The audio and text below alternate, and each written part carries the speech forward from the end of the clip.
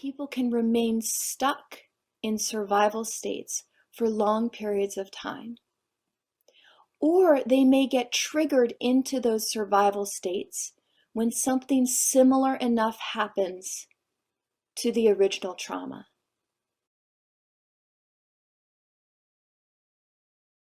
So I welcome you all, and we will be covering a lot of different information together.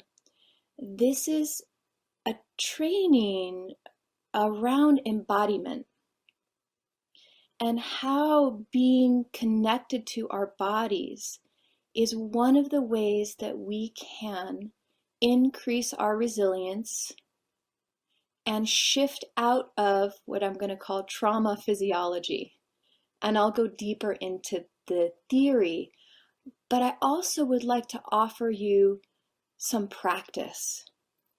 So my hope is at the end of this webinar, you will have some tools, you will have some ways of engaging yourselves and your clients that will help you to regulate, that will help you to come back into a sense of connection, or for you to even notice when you're stressed, right? Especially as helpers, sometimes we go into the hyperdrive mode and we're not taking care of ourselves in the ways that we need to. But this is very interesting because it's different than doing yoga or making a meal or going for a walk. These are ways to internally attend to yourself at any given moment. And that's one of the wonderful things about this work, is that it just takes some deepening of conscious awareness of what state you're in, and then some ways to begin to know what helps you to regulate, what helps you to begin to shift, and how do you feel when you're feeling better. We miss that a lot, right?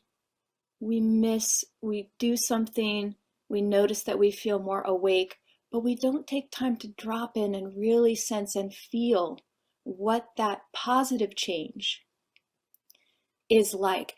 And when we do that, it often creates more sense of opening, more regulation. So let's move into some of the material.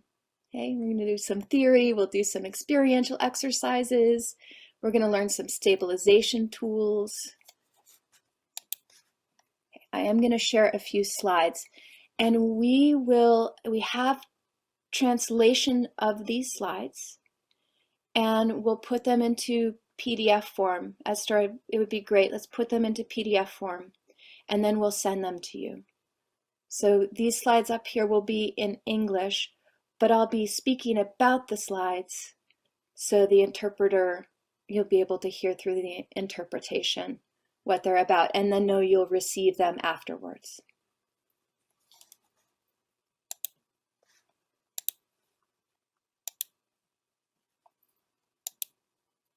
Okay. Esther, can you see that? Great. So I thought a lot about the title to this, and I'd like to even change some of it, is, increasing resilience in times of war, but it's in times of need.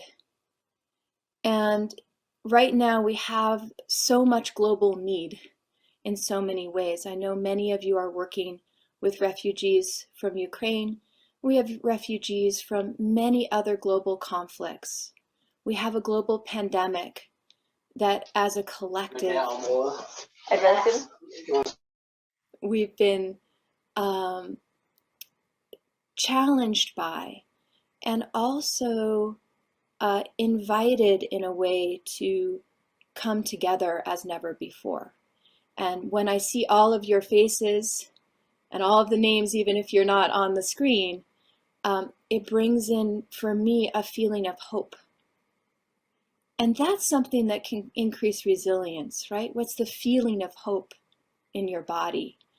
So we'll talk about how responders, therapists, helpers can support yourself while supporting others. We know that regulation is very important, and in many ways, that is what we'd like to begin to bring more of to the people that we serve. I did want to just recognize that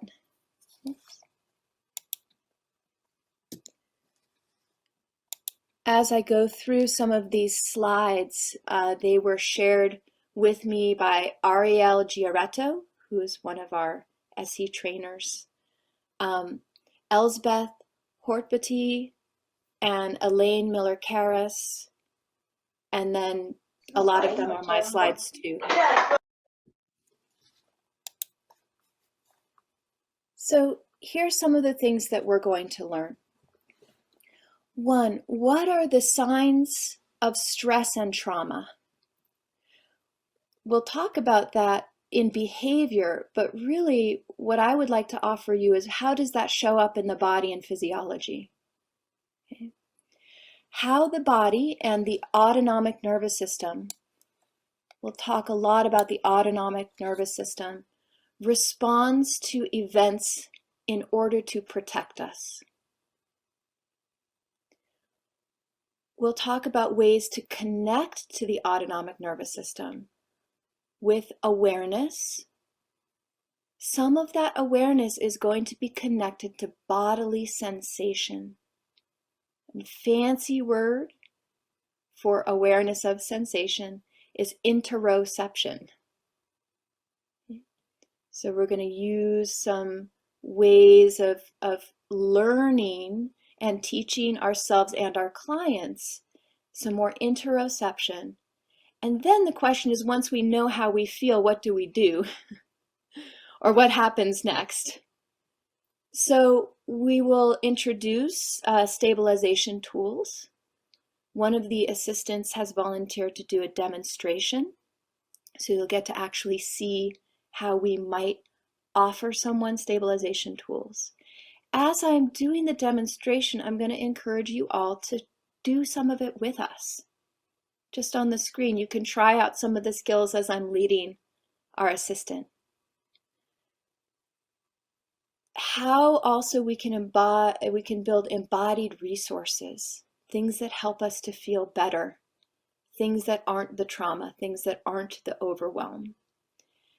And how that begins to, I'm going to call it, counteract unreleased survival physiology. Begins to create from more fixed states of stress and overwhelm, movement, flow, something that's different, so that we can actually, what we call pendulation, we move back and forth between states of stress and states of betterness, or states of stabilization. And so that I'll model that, and we also have another assistant that is going to come up and do a demonstration. So we call that pendulation. And in pendulation, we'll model how to do debriefing. Many of you are meeting refugees, you're supporting them, helping them to get their basic needs met, hearing some of their stories. So with this idea of pendulation and stabilization in the nervous system, there's a way that very naturally you can help to guide the rhythm of the conversation that will intrinsically help the nervous system to regulate better. So that's my goal in the time that we have together. Please take care of yourselves, move if you need to, get some tea. You don't have to stay stuck in your seat. It is an embodied training. So the concepts that I'm bringing forward to you are from a modality called somatic experiencing. Somatic means body-oriented, and experiencing is a verb. So it means it's the experience of the body in the present moment.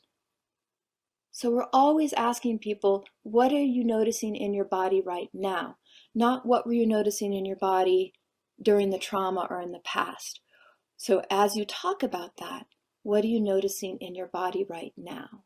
Okay, so it's present centered. The healing happens in the here and now. So what we are looking for is some kind of a state change in the body right here with you. Okay. Now, part of this work developed by Dr. Peter Levine, a core premise, I would say, is that trauma is not in the event, but it's held in ongoing signaling of survival physiology. Survival physiology in the body. The body primes itself to protect itself, and it's not able to release or resolve that priming or that signaling. So people can remain stuck in survival states for long periods of time. Or they may get triggered into those survival states when something similar enough happens to the original trauma, right? So it can be a change at baseline, or it can be something that happens repetitively when something from the environment reminds really the lower brain, the instinctual brain, and then we move into some of these heightened responses. So let's talk about some different kinds of symptoms that we might see under high stress. And you'll probably recognize some of these symptoms in the people that you serve. And you may also notice some of these symptoms in yourselves and also with some of your coworkers.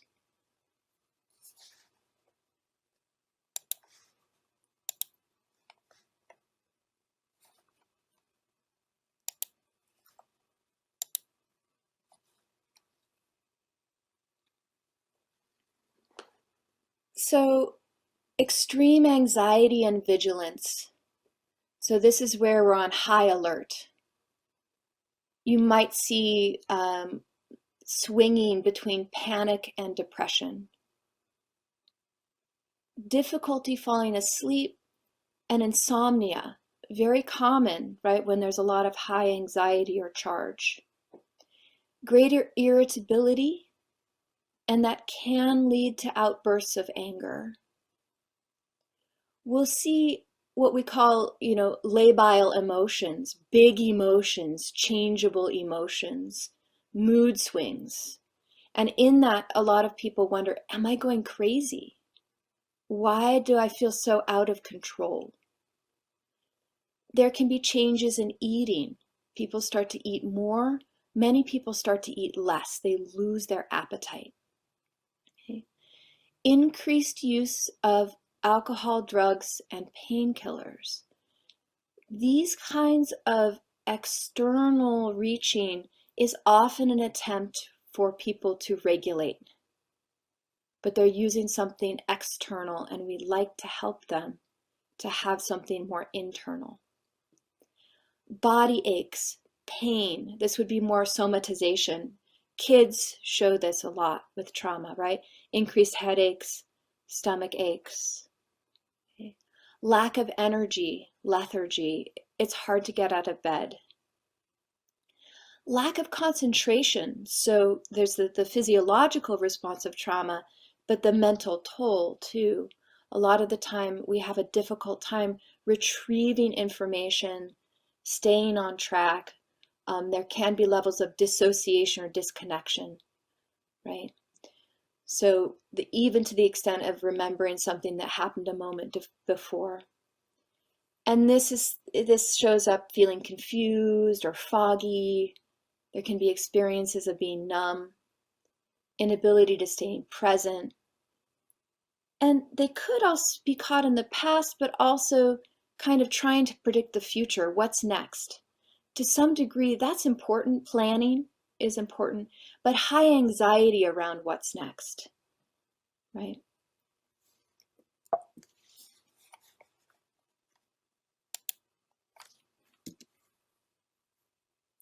Okay, one more big list, and then we'll move on to to some more charts and things. But again, these are some of the different possibilities that we also might see. And this is more of compassion fatigue. So compassion fatigue is a word that we use for secondary trauma. Now, I'm a trauma therapist, and many people ask me, how can you do that? Well, for me, a lot of the metaphor, I think of the phoenix from the ashes. That it can be a challenging process, but it's one of transformation. But as we hear the trauma of our clients and the people we serve, we also are the wounded healers. Many of us go into these paths of healing because we have our own trauma. So we might also begin to notice that our trauma is kindled. Sometimes we're part of that globally. Again, we are in collective trauma, but we also have collective resilience. And that's really important to remember. So, as a trauma therapist, I really want to be watching myself, right, for excess consumption of alcohol, drugs, food. Again, anything where I'm externally trying to regulate and I'm not tending to myself. Anger, irritability, feelings of resentment and dread. It could be sometimes too that you start to show up late, right? You start to drag your feet. You start to have a hard time getting out of bed. There can be, again, I was just talking to someone who's saying that they're starting to miss appointments, which they had never done before. So, again, you can watch some of the things behaviorally that might show up as, I wonder if I'm feeling some compassion fatigue. I'm wondering if I need to begin to focus more on my own regulation. Depression, hopelessness, exhaustion. Here is a really big one, right? Which is overly high expectations of oneself. Yeah. And in many ways that connects to the chronic need, right? The depth of the need, and we're all ready to go and wanting to mobilize. But again, just be sort of watching some of that. Failing to maintain a balance between empathy and objectivity. You might see that there could be some kind of loosening around boundaries, right? Taking on too much responsibility. You take on that client at 9 o'clock at night or 10 o'clock at night, right? Or you start to take calls on your day off in between, so the check-in calls. Having difficulty leaving work at the end of the day. Also, maybe even trying to have a sense of control by overly controlling the lives of others, right? You might get into some of these patterns, hyperdrive, right? Of a fix-it mode that you can't get away from, right? And then your partner and your kids are getting more and more irritated with you. Difficulty in connecting and surrounding with reality. That's again more of the disconnection, feeling of chronic disconnection. And you might also find that you have disruptions in your sleep. Okay. So, lots of symptoms. I'm sure many of you could add to this, right? Many of you could add to it from times and experiences that you've had in your life or things that you've seen. So those are some symptom lists, but let's move away from that and into some more of looking at this through the physiology, because that's the unique lens that I would like to bring to you all today.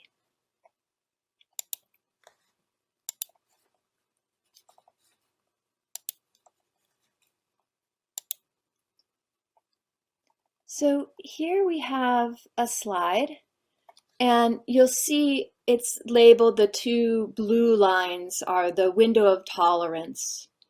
And it's going to show autonomic nervous system, ANS is autonomic nervous system, regulation, Okay, now, there we go. There's a wave within this window of tolerance.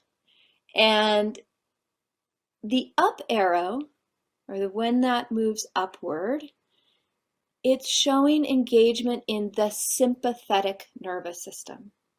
The sympathetic nervous system is around excitation. Excitation could be positive or it could be negative. I'm so excited to see you all today, right? Or it might be that somebody is feeling afraid to go outside. Okay? Those are both excitation, but we interpret the states differently. The downward arrow there is the parasympathetic nervous system. The parasympathetic nervous system is responsible within this window of tolerance for relaxation. We call it the rest and digest. Okay? Now, throughout a day, you're going to have fluctuation or movement in a wave of excitation and settling cycles. Excitation and settling cycles, right? So, last night I was in a deep sleep and our eldest child came and woke us up because he had a really bad tummy ache. So, right, I wake up and I feel worried, right? I'm there and my heart rate goes up. I get a little bit tense. I'm thinking about action. What do we need to do? And then, we head back down and I kind of get him settled again. I sit with him. I hold his tummy, hold his shoulders. He starts to breathe more deeply. He falls asleep. And I'm settling too, right? My nervous system is coming down.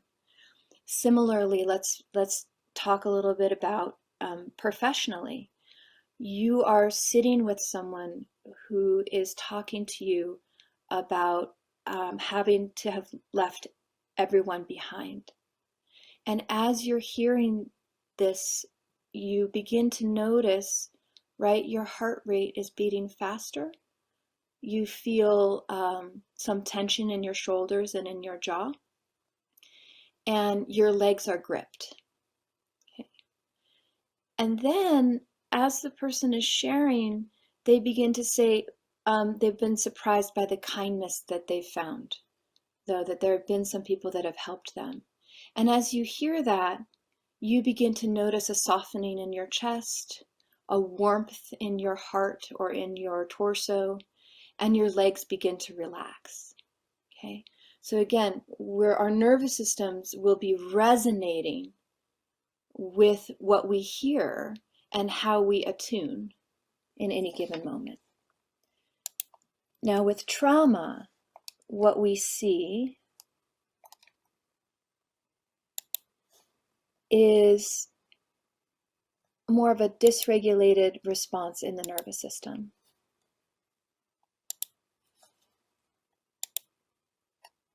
Okay. And the lightning bolt there is, it sort of is a representation of trauma. Sometimes trauma is like a lightning bolt from out of the blue, right? Other times there's developmental trauma, right? Too little, too long, over a long period of time. But whatever this event or these multiple events are, it creates a dysregulated pattern in the nervous system. And what we see is people who get stuck on high in the sympathetic nervous system and people who get stuck on low or stuck on off in the parasympathetic nervous system. So remember, people who are stuck in sympathetic, that's excitation, okay? We'll see symptoms like anxiety, panic, excessive heightened startle response, hyperactivity, certainly see that a lot with kids, insomnia, difficulty relaxing, right? Difficulty settling, restlessness, a lot of hypervigilance, right? What's going to happen next? Digestive problems. When we're in a heightened state, we're not interested in digesting our food. Emotional flooding. and extreme emotions, right? You see that, those big responses. Now, similarly, people can get stuck on off, okay? And in this, you're going to see things like depression, flat affect, right? Lethargy, low impulse, so sort of have difficulty with motivation, difficult getting out of bed, difficult accomplishing basic tasks, feeling exhausted, almost to the level of chronic fatigue. You can also see pain patterns that show up here. Sometimes too, complex syndromes, low blood pressure, similarly too, you have poor digestive issues. When we're in this stuck on off, we can actually dissociate or disconnect from ourselves in many different states. But some people may dissociate. And the more stuck on off you are, there is a tendency to kind of leave the survival physiology because it feels so overwhelming. So what do we see with dissociation? It's feeling disconnected, it's feeling floaty. There's also numbness. So we would look for that disorientation and actually help people to recognize this is a normal response to trauma. Your body and your physiology is in a survival state. And there's a disconnection when we feel overwhelmed. We go somewhere else. So what are some of the tools and what are some ways that we can invite people to gently come back? To notice in their physiology where they're stuck, and then find some different ways to regulate or come out of these fixed states of heightened nervous system arousal. Okay. So when I work with someone, a lot of the time, I will bring in this window of tolerance model, and we will draw a chart together and we'll talk a little bit about the physiology and their physiology. So Judith has volunteered to do an exercise with me. We're going to model how you would do this in clinical practice. Can we spotlight Judith and myself?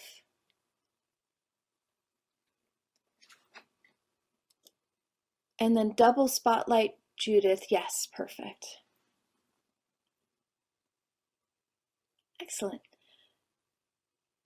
And can you unmute your microphone? Yes. Wonderful. Well, thank you so much for volunteering. Yeah, pleasure. So in that nervous system chart that we just saw, I can do a very quick variation of it. And we get that up and down, sympathetic, parasympathetic. That's my quick chart of it. SNS, PNS, there's the wave up and below the line. Judith, when you're under stress, where does your nervous system tend to go? Well, the tendency is very clear up, activated. Okay. So sympathetic Yes. activation. Okay. And may I ask, when you're in that sympathetic activation, what are some of the sensations that you feel in your body? Well, I start to lose contact with my legs, particularly my feet and my lower legs. And I start to feel a kind of a pressure or constriction here. Not so much in my head, but I also feel, in a way, energized. There is a lot of energy. Mm-hmm. And I notice, I've learned through the years from my training and working with myself, that I call it hectic. When I sense myself or when I can hear that I'm speaking hectic. Yeah. Or when I'm acting very fast, I feel very effective, but actually it's too fast.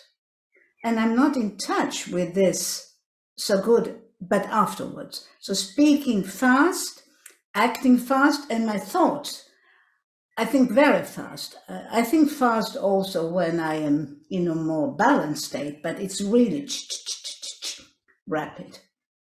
Yeah, and there's a almost a different quality when you can have clarity and be thinking, quickly and on your feet, and then but this hectic, right? It's It's more a of this rigidity. complete, you get it very clearly. It's a complete different way of being. In the moment, I feel very efficient and effective, but actually, there is a kind of tunnel. So there is a lot I don't see, I don't hear, or if there comes some responses from the outside, I feel it's just disturbing. Away with it. It disturbs my focus or Yeah. my little tunnel. So Mhm. yeah, great description. So we have, a embodied report in a way. We've heard the sensations that go with it. You described those very well. And then you also have behaviors, right? That you notice, the talking fast or the thinking. And then there's also this sort of perceptual tunnel that happens. Yeah. What about emotionally, Judith? Is there anything that you notice emotionally when you're in that high? Well, emotionally, before I say emotionally, I also want to say something I have discovered more of the last years, and it's when I'm up here, there's always too little time. Oh, uh-huh. There is always a lack of time. And even if I can, I either look at my watch or I know that there isn't really, but the sense I have is there will not be time enough. Yeah. Yeah, it's like an urgency. So Like an urgency. That's a the very good, yeah, physiology of the urgency. yeah. That's Mm. a very good word. And emotionally, I would say that I feel afterwards, I can sense that I felt that I was in danger. Not threatening, but danger or alert. Watch out. You better watch out. So there is a sense of that the environment, and it might just be a few people or might be many people, I don't feel as present or trusty as I usually do. Like, watch out. That would be a good sentence. Okay. A bit Yeah. of mistrust, I would say. Mhm. So this is wonderful. We've identified several different emotions, behaviors, thoughts, and meanings, and Mm-hmm. also the physiology of this place, right? This place that you can get fixed into. May I ask, are there one or two things that you do that you've learned that helps you to downregulate or come back more into the window of tolerance? Yes, particularly somatic experiencing have been so helpful just to know that it's more about my body. So it's about breathing. So when I hear this hectic talking, I focus on breathing. Or sometimes when I'm very stuck in this, I usually watch out and I find something that I like to look. It doesn't have to be very beautiful, but something that my eyes like to stay watching. And then I stay with it, and sometimes I just name inside 3 or 4 characteristics. And then I return to myself again. And often, most often, I notice that there's a change, and there is a change in breathing, and there is a change of, well, the environment seems more friendly or to be able to interact with, not watching out. Uh-huh. So not on guard, Not on but guard, that's a good word. Yeah. yeah, able to be that friendliness of the environment. That's Yeah. wonderful. And when you think about that feeling of being more in your body, What are some of the sensations that go with that for you internally? Well, the sensations are very clearly like sinking. It's like I feel in a way the gravity, like I say yes to the sense of gravity pushing me down. And I usually often sense the floor in a different way, but it's really this sinking Hmm. instead of Yeah. Yeah, and that sinking a lot of the time is a feeling of settling. Our yeah, musculature releases so we actually can feel the ground that yeah. supports us more. And a And slowing, right, from that high sympathetic and then slowing more into the rest and the digest. And there can be expansion that happens too, right? true, there Opening, can be widening. often expansion in my chest area, or sometimes it's a kind of what you call elongation that I actually feel that I sense as if I'm taller than I am real life. And that's a beautiful sensation. Wonderful. Well, thank you very much. Before we close our time together, is there anything else you want to share or say with me or the group? Just that it has been very valuable to get this awareness and this, you could call it tool, knowing that I'm not a prisoner of being up here. I cannot stop these reactions because they come so fast and immediate or automatic. But I can indeed, as soon as I become aware, I know that there is something I can really respond and change. Wonderful. Thank you so much for sharing. Thank you. So you can keep me on the main view here. I'm going to go back to gallery view since it's so lovely to see you all. So let's take a look at some of what we were exploring around the nervous system. And then after this, I'm going to show you another exercise about tracking the nervous system. And then we'll go into stabilization tools and the demonstration so you can see what Judith was talking about. What are some of the things that she's learned and some of the things you can learn in this webinar. Before we do that, this is an important slide because it shows the body's responses in both the sympathetic and the parasympathetic branches. Again, you will receive a copy of all of these slides translated into Hungarian, and thank you for all of the efforts for Esther and the team to make these available. So I actually just see that somebody on this slide wrote warm bath, cold shower. That's kind of funny. But you've got the sympathetic, so sympathetic for excitation. What are some of the things that we might see in the body? You imagine that you're running. Okay, just imagine if you're running, what happens in the body when you're running? Okay, you're not going to want to digest your food. Your body wants to mobilize. You're going to have an accelerated heart rate. The pupils will dilate. It dilates the bronchi. You want your bronchi to begin to bring more oxygen. You're pumping oxygen into the blood for action. You're not going to be digesting your food. So, and you're not really interested in elimination as well. So there's inhibiting peristalsis. There's sugars that are being created for energy, adrenaline, noradrenaline. But again, as you look at this chart, these are things that we can see in our own bodies, or we can feel it in our own bodies. We can also see it in the clients that we're sitting with. Now, if somebody suddenly gets thirsty when they're working with me, they could be dehydrated, or they could be moving into a more sympathetically dominant state. Okay. I notice their breathing pattern increases as we're talking about something, right? They're faster, shallower breath, right? You can see heartbeat on a lot of the time on clothing. You can see the increase in heartbeat. Or someone says, my heart is beating like a drum. It's beating so fast, right? I still feel as if I'm in danger right now, even though I know I'm in a relative pocket of safety. but I'm anxious all the time.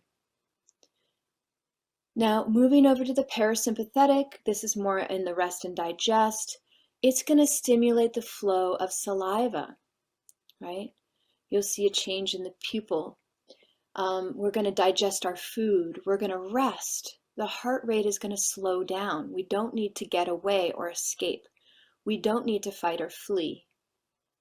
The constriction in the bronchi actually is just not opening it really so quickly that we need that fast breath. So that just means that you're going to see these longer, slower, wider breaths. Breath is a very good indicator of how to notice change in the nervous system.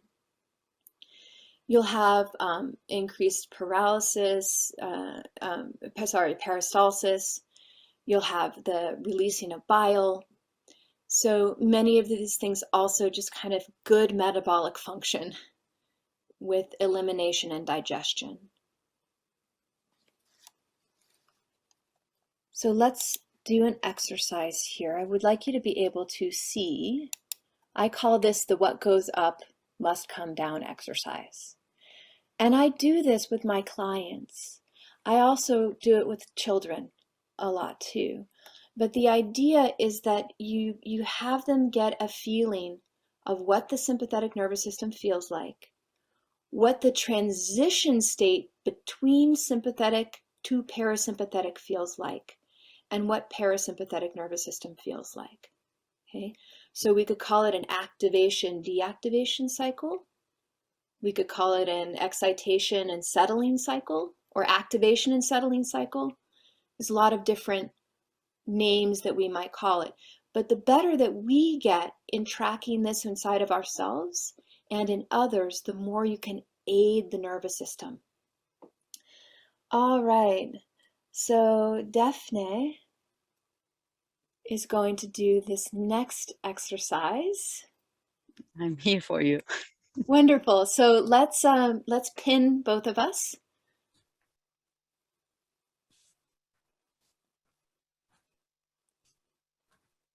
And I see you moved out into the garden. Will you be able to see me? Maybe I'll just. Yeah. Wonderful. Oh, that's great. I'm ready for it. Okay.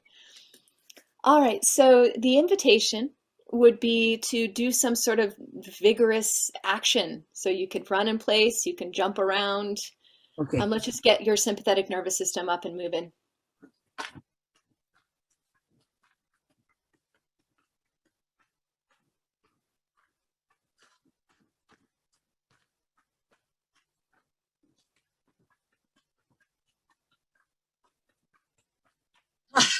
Okay, great. I bet it's rocking at this point. So let's take a moment and maybe just step back a little bit if you don't mind so we can see a bit more of you still. Yes. Yeah. Great. Great. That's good. Oh, even better. Yeah, that's wonderful. So I'm going to invite you as you take a moment and you're feeling your breath in your body.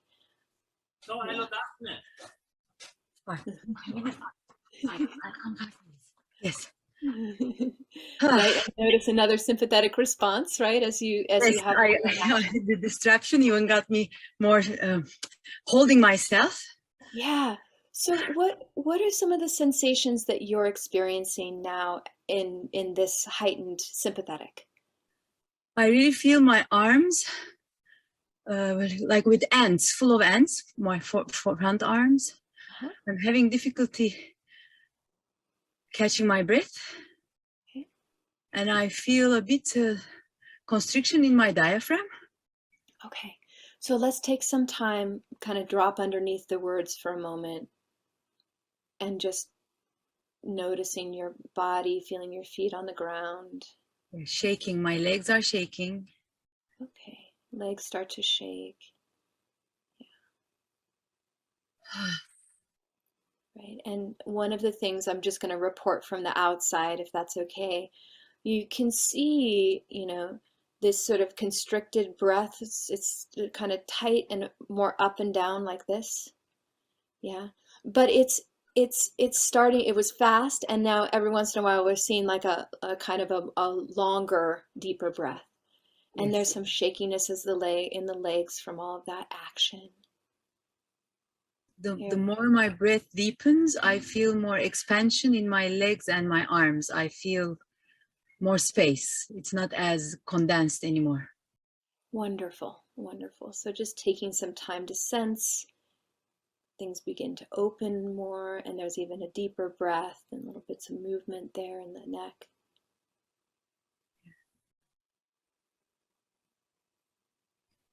I started to feel my upper legs and the soles of my feet are more present. Yes.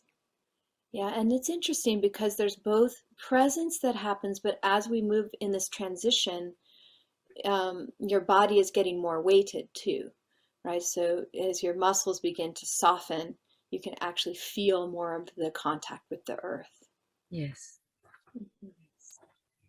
Mm. And I started to be more aware of the sounds around me. I hear the birds, I feel the footsteps of people moving. Before I was really, I was stuck in my own mind trying to feel. Now I Yes. feel the expansion around me also. Wonderful, right? So when we're in that high sympathetic, a lot of the time, that is what's calling our attention, and we lose contact. So as there's this settling cycle, you begin to orient, auditory orienting, right? In particular, in the environment. So sensing the environment again. I'm noticing too some more, it looks like your arms have dropped, like more relaxation in the arms and kind of through the torso as well. Yes. I feel my shoulder, I'm not holding my shoulders as tight anymore. I feel my arms are hanging more loose. Yes. So as you can see, we're having this sort of a dialogue back and forth, some of my observations and some of the felt sense from the inside.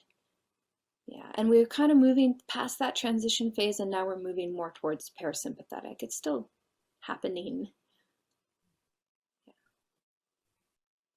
I felt like moving my wrists, like the joints needed something. I don't know what, but Yeah, so a sense of some sort of exploratory, spontaneous movement. And that was the first breath that I saw that really started to expand more laterally like this, right? So the rib cage starts to breathe outward.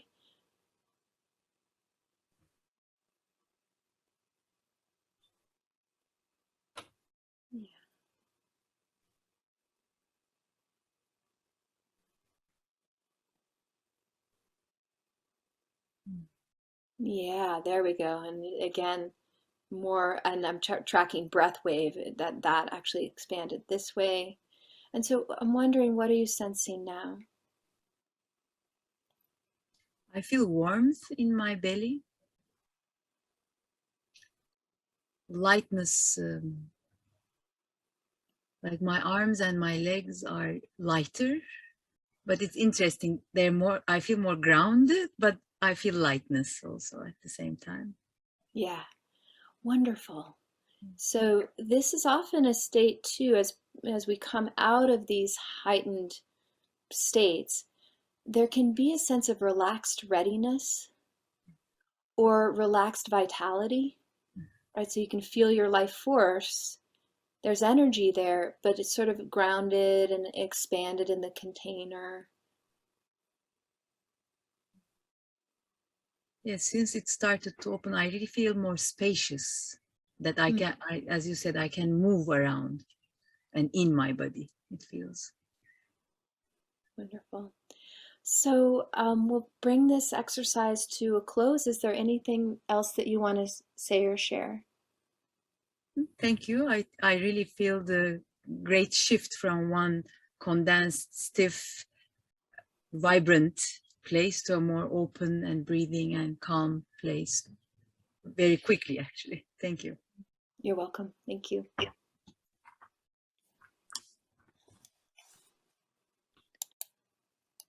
Okay, so wonderful example of that excitation, transition, and settling cycle.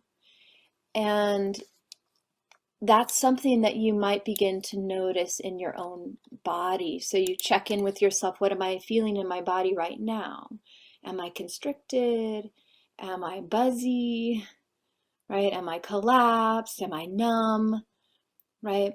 So we can begin to kind of sense into some of our own physiology and then hopefully gain some tools. I want to talk about this phase that we saw between sympathetic moving down towards parasympathetic, because for ourselves, when we work with people who are in survival physiology, right? Our own survival physiology gets kindled. That's part of human nature. You're all here because you have gifts and talents in being great empathizers.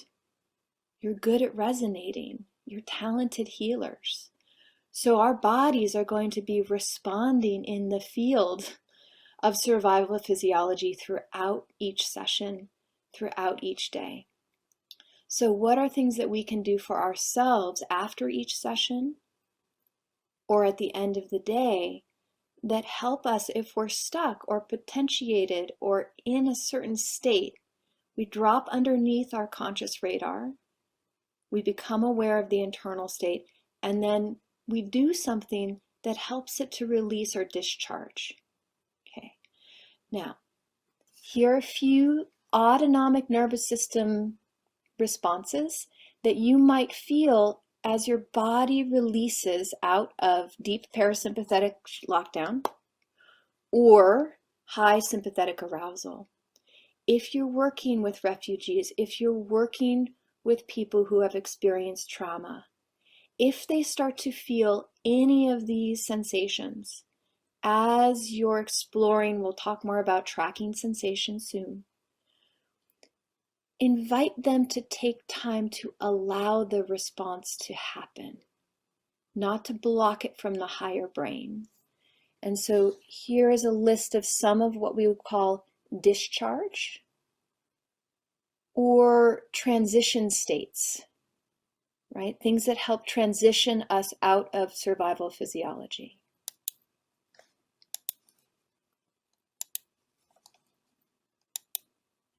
Okay. Here's the list. Gentle shaking or trembling. So Daphne had a little bit of that in that it was the very beginning. Actually, there was a sympathetic, but all of that kind of the ants in the arms, that was increased circulation. But then there was sort of like, movement out through the fingers here. You can see some people, these kinds of shaky movements, right? Or somebody might, I'll actually come on screen. I'll show you for a moment when I'm larger. Heat.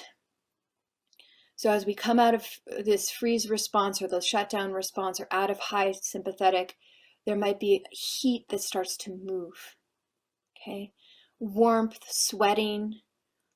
The heat should move and spread and resolve. And then afterward, the person is breathing more deeply, they're feeling better. I actually didn't ask Daphne that, if she felt temperature shifts, but I don't know if you were tracking some of the skin tone. Sometimes you can see it in skin tone. Sometimes a person will report that they're feeling the movement of heat. There's an experience of heat in the sympathetic and then the cooling as somebody moves more towards parasympathetic, not cold, right? That's more of the shutdown. Okay. But if heat is moving, track it for a while and see if it resolves and if the person feels better. Tingling, a wave of tingling that moves through, or vibration.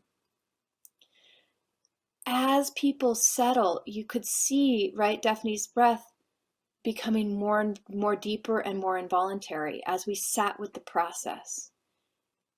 And there were times where we dropped back underneath the words and we kind of let the nervous system just move in the direction it was moving.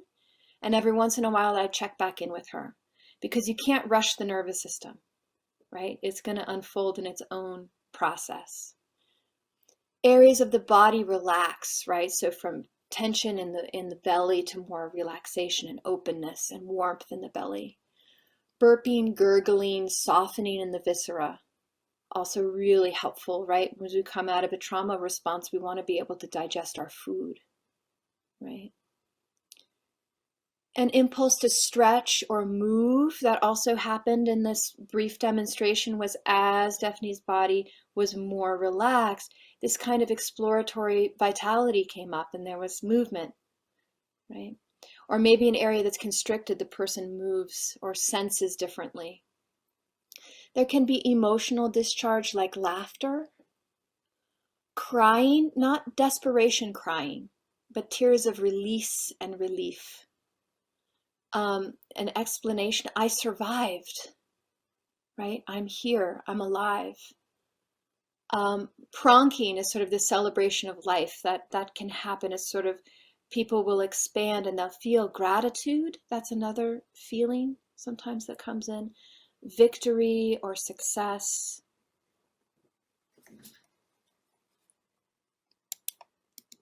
I'll talk about the complication with survivor guilt in a little while, because I imagine a few of you have that in your awareness when we're talking about this.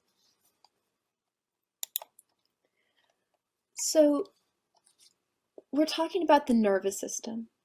We're also talking about what we're going to call the lower brain. And I'm not going to go into the depth of neuroscience.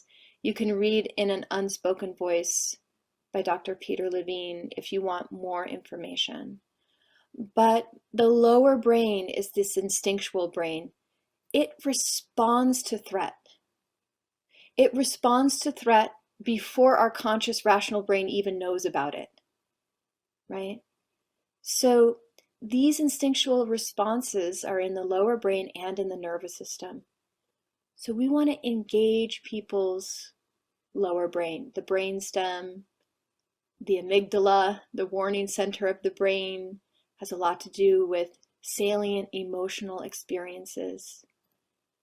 The limbic system, the emotional brain. Okay? The rational thinking brain we'll get to later. You might get a little bit of information, but then go, okay, I hear you, rational thinking brain. Let's go underneath and see how is trauma survival physiology still signaling and what might we do to help? Oh, we're getting somebody's screen.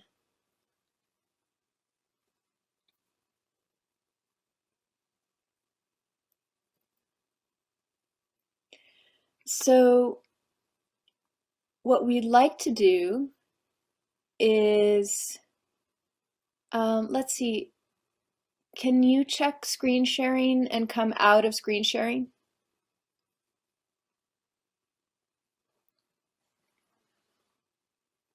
There we go.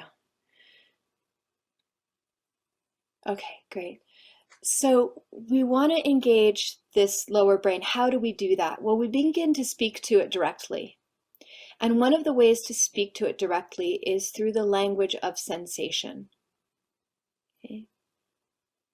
Now, there's a researcher named Dr. Bud Craig who has found a place in the brain called the insula. The insula or the insular cortex. He didn't find it. They actually knew about the insular cortex, but he discovered the function of it. And the insular cortex is involved when we bring conscious awareness to bodily sensation. So you have sensations happening in your body all the time that you're not paying attention to, right? And many of us with survival physiology are not paying attention to the feelings in our bodies because it's so overwhelming. But when we bring conscious awareness to sensation, so I just noticed it's snowing today here, and my hands feel cold. My office is in the coldest part of the house, but I'm wearing fuzzy shoes. So my feet feel warm, and I brought my attention to the feeling of the warmth in my feet and the coolness in my hands. And as I'm doing that, if you were to place me in a functional magnetic resonance imaging machine or an fMRI, you'd see the insular cortex lighting up, right? There's blood flow, metabolic exchange going on. Now, one of the things I like to try to do is to teach people this process of interoception, or noticing how your body feels in any given moment. Some people will not have that capacity. If they don't, what we'll learn at the end of the webinar will be one of the things that you can do that doesn't ask them about sensation. Okay. But for some people, it's just a new orientation. Most people can get a sense of something that's tight and something that's more relaxed. Something that's warmer in my body, something that's colder in my body. Some place that feels solid, some place that feels energy. Right now we're getting even more sophisticated, right? But we begin to develop some curiosity around these internal states. Okay. So one of the ways that it's been spoken about in SE is courting the reptilian brain. Courting the reptilian brain and finding the language of the sensation. So here's a few options that you have. And we're going to take a break soon, just to let you know. Well, I'm going to have a 15-minute break in just a moment.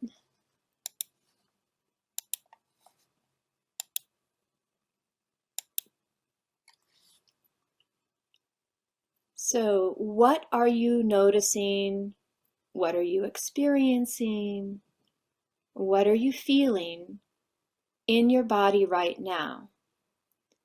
I might even change this to be more specific. What sensations are you noticing in your body right now? Okay. See if some people can begin to become aware of that. Maybe even in yourself. Just check to see if you can feel an area that feels warmer or cooler. Is there something internally as you think about that? What sensations am I noticing in my body right now?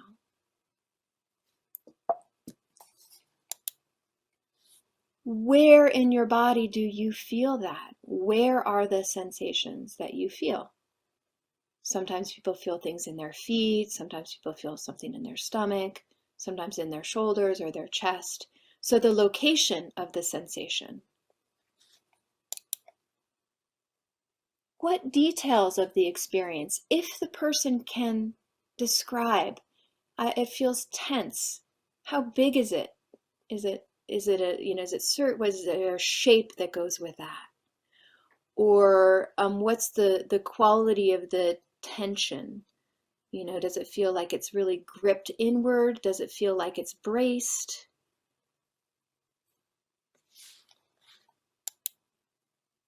Observe what happens next. As I observe the feeling of the tension, does it increase, decrease, or stay the same? That's a qualifier kind of question. But you could stay with the particular tension pattern or the sensation. It could be a feeling of expansion, right? What's the feeling of the expansion? Where is it? What is it like? And then what happens next? It could be in that feeling, or maybe as the person feels more expansion, they feel heavier in the legs. They feel more grounded in the legs. So it doesn't have to always be in the same area, but we're tracking or we're noticing the changes in the nervous system. And you can always broaden awareness. I like to do this at the end of a session. How are you feeling overall? So it's not real specific, but how are you doing overall? That can be a nice way to close. Here's an example. We'll look at this slide and then we'll take our break.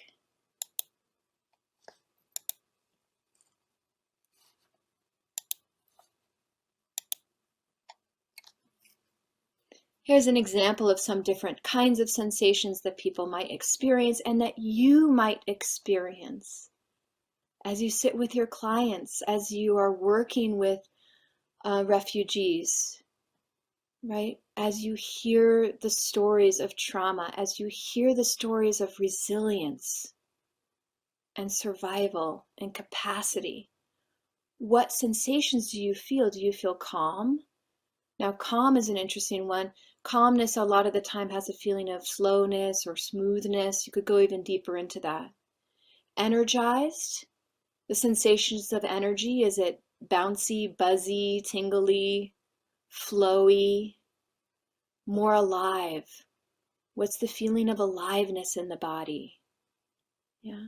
Soft, softening, more relaxed, feelings of openness or spaciousness, temperature shifts, feeling connected.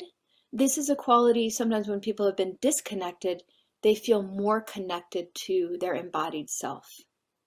They feel more present in a way. Safe. I'd go underneath that word to what is the felt sense of safety?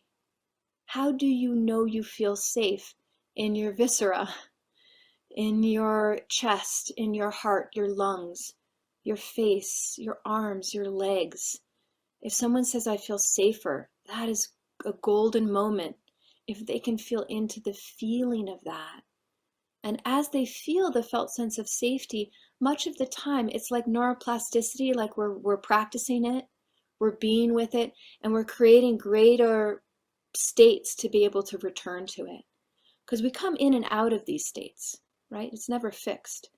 But we're continuing to develop more and more, hopefully, that neuroception of safety. They might feel relaxed or sore, tight.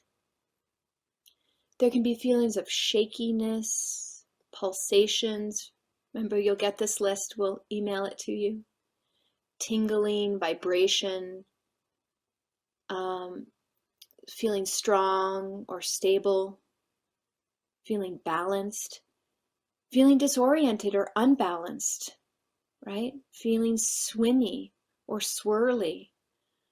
You could even think about too, people sometimes have things like feeling silky or fuzzy, okay?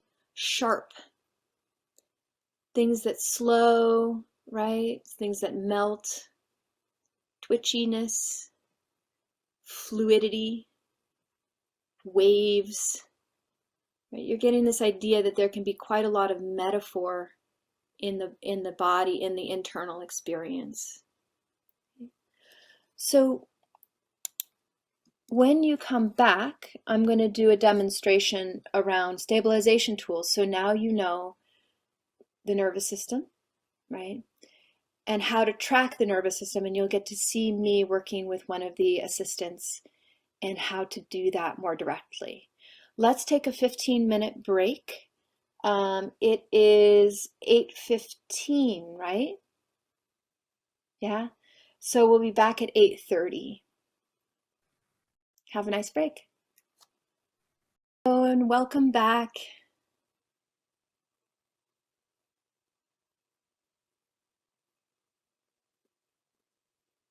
I hope you had a nice break.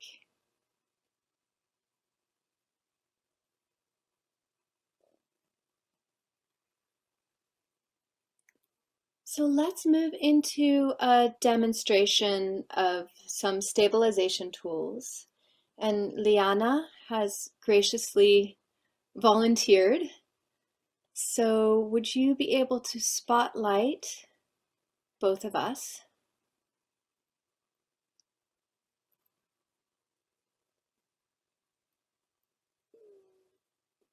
There we go. Wonderful. So welcome. Thank you. How was your break? Relaxing Excellent. and closing shutters. Uh-huh. I am wondering if we might be able to adjust your camera a little bit because I can only see the front of you. Can you maybe scoot your chair back a bit and we can lower the camera? Just, I don't know how much space you have there, but just so we can see a little bit more of you. Yeah, yeah, there we go. Should That's I good. put something lighter on? No, that's fine. And so this is a factor for those of us who do Zoom sessions. If you're tracking the breath or the body or trying to notice changes and someone is very close, you might miss being able to see some of the shifts. So thank you so much for adjusting. Welcome. Yeah, I love your beautiful background there. Thank you. So I see you kind of adjusting in your chair, kind of moving around and checking. Are you kind of checking your seat or your feet or your position as you do that? Yeah, there is something uncomfortable there, so I'm trying to find my position. At the same time, while I'm doing that, I can feel more my body and also my back resting on the back of the seat. Wonderful. So would it be okay to take some time with that as you feel your back resting on the seat? Yeah, because now I realize I was holding my breath kind of in my belly. It was tightened. So it's good to take some time. Yeah.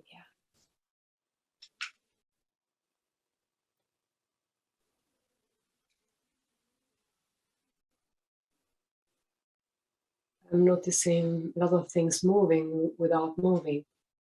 So my Yes. attention goes from the legs and the thighs, they are touching the chair, and my back and my arms as well are touching the back of the chair.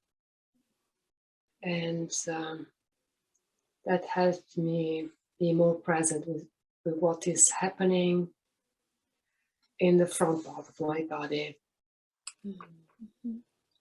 So wonderful awareness and tracking skills that you have. And so as you feel, we call it like a grounding. This is a piece of stabilization to feel that which supports us or the felt sense of connection to gravity. And then your belly loosens and you're able to feel more of what's shifting inside or what's moving. Yeah. There is something that is moving, which is kind of either behind and in contact with the chair, or in front and in contact with the belly and the breathing. That is moving more my belly than my chest. I cannot feel my chest moving. It's interesting. You were gesturing to this area as you were talking about it. I'm just wondering if you'd be willing to place your hands where you're gesturing.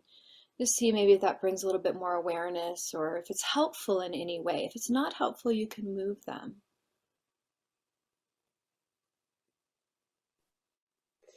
Okay, something else is switching. Hmm. Like I can feel some warmth on the front part of my body, where I put my hands, and also where my left arm is touching my torso. And I can also feel some emotion coming up to my eyes. Yeah. So in some way this touches you, or in some ways there's some emotion as you feel the contact, or the external support, we could also call it. Maybe take some moment as you feel your hands and some of the emotion that starts to move with that. Yeah, that has slowly moved like backwards, like on the wall behind me. But there is more presence in my sides, so it's like feeling the eyes that are more open. I don't know. I mean, Yeah, wonderful. So, and I notice your eyes actually start to look around in the environment as you become more open and aware. So just look around, notice your environment, what you see. You can keep yeah, your hands there and move them, however, whatever you want to do, but really just kind of coming into that vision, that presence.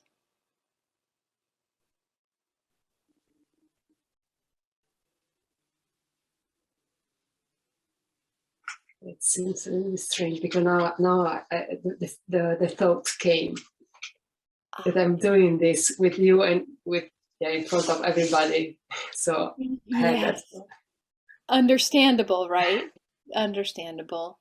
And I just want to take a moment as that thought comes to honor you for sharing your internal world with us so that we can learn to support ourselves and that we can support others. It really touches me, your willingness to be here with me and with us. And thank you for being there with me. Yeah. While you were speaking, I could feel another wave of emotion that coming to my chest somewhere. Yeah. A different type, I cannot name it.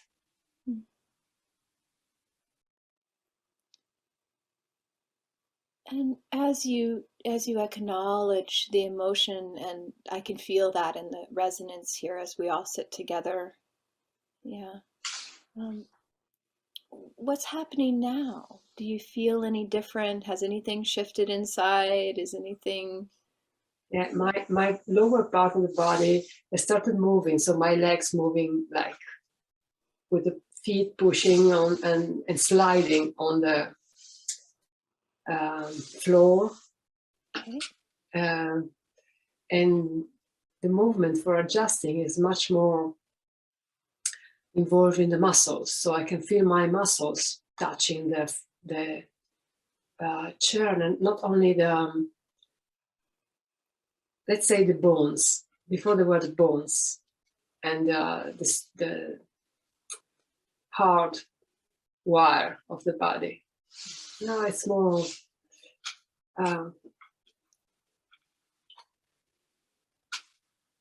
as if there were an impulse to move closer to you. Mm-hmm. And some happiness, I don't know. I can feel that in my eyes, as if I was the little one. Yeah, I see Such some of a that brightness in your smile, and then there seems to be some more energy. So maybe just take a moment to enjoy that feeling of the movement in your feet, the muscles, the bones. Right? really pleasant. Yeah, wonderful. So taking time to feel that pleasant quality, and then your breath starts to expand as you do that. Mm-hmm.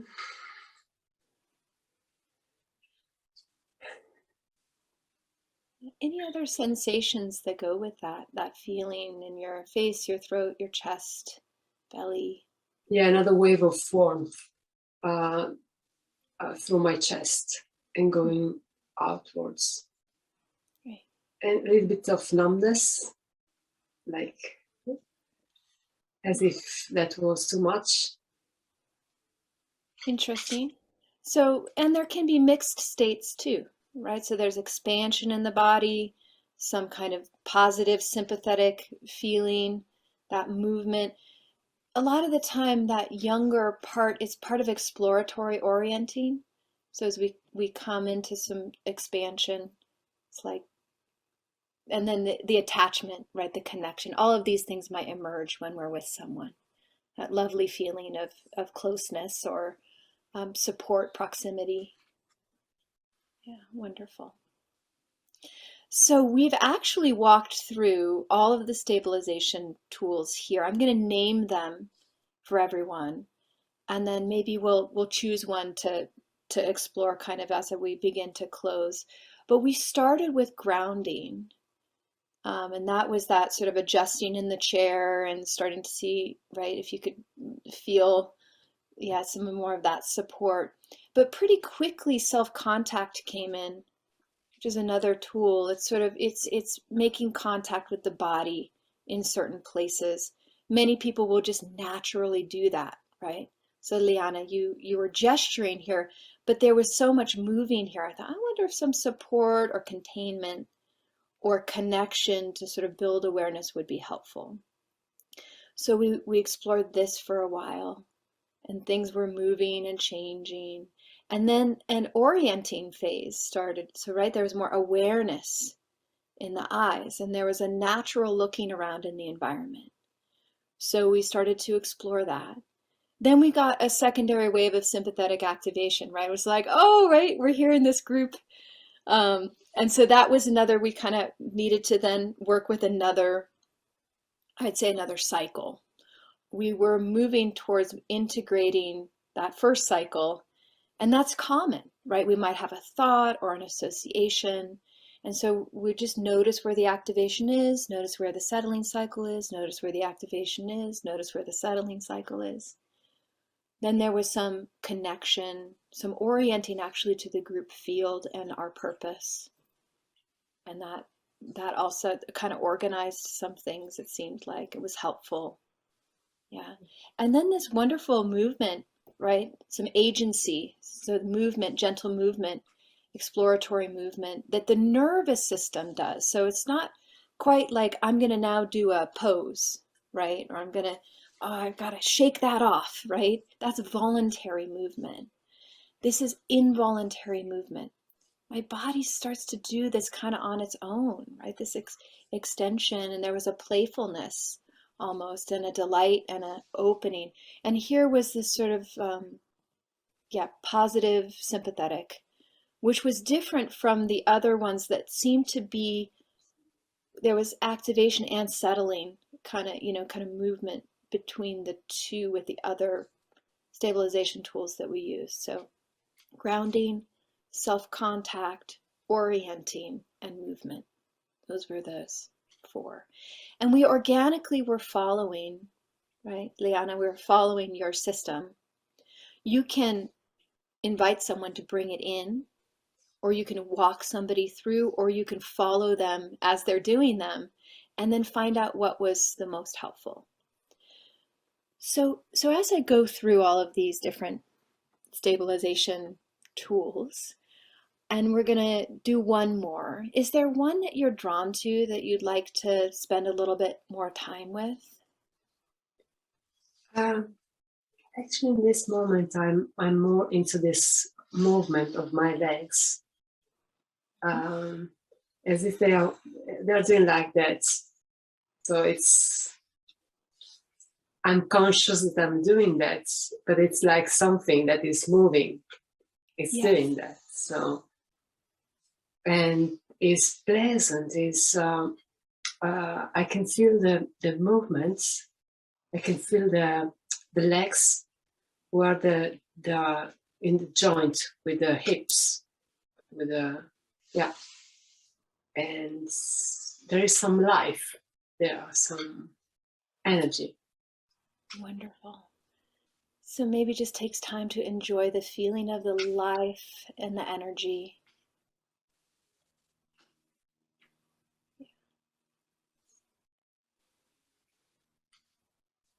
And what has changed as well is the feeling of my arms touching the back of the seat. That is again different from before. It's like as if the chair was supporting from behind, and at the same time as if that was a tool, just if I would move while using my hands as well in the space, in the environment. Yeah, wonderful. I can hear that sort of that integrated movement, right, in the back body. Mm-hmm. Wonderful. So as you do that, if it's okay, I'm just going to add one little piece, just again, maybe orient around the room, because you had before you had that sort of feeling in your head. So as you just look around your space, maybe see if there's something around you that you like.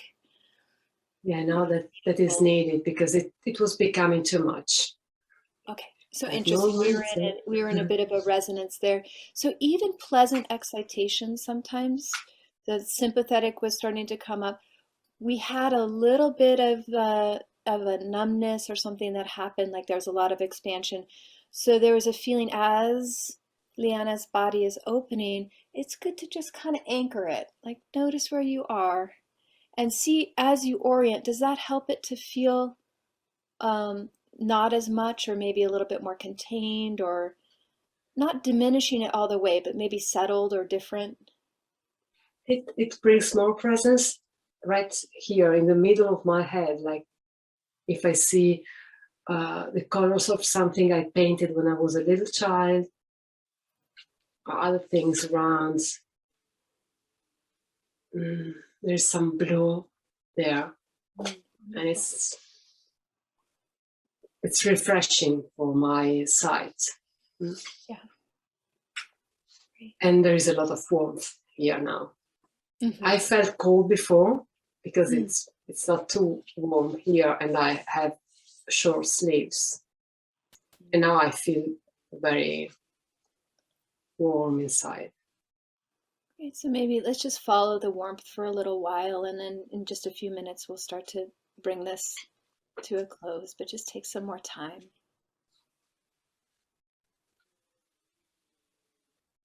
Yeah, it's moving very rapidly. So now the warmth has gone down to the thighs. If I put my hands on my thighs, it's too warm, too much. So the warmth Like sweating. Sweating. Yeah, so we actually have a bit of a discharge cycle, it seems to me, that's happening through all of this stabilization that we've been doing, where the system is also kind of rocking back and forth with some excitation and some settling cycles. And we moved from a state of expansion with presence. So it wasn't expansion to numbness, it was expansion with presence. And then there's this lovely discharge wave, right? This sort of reorganization that's happening with that. Yeah. So we are getting close to ending the demonstration now. Your body will continue to process, and I know you know SE, so you'll know what to do, and kind of tracking it and attending to yourself if there's discharge that wants to happen, or maybe just kind of tracking the reorganization after the heat moves through. How are you doing overall, though, as we're closing here? Yeah, I have a very nice sensation overall.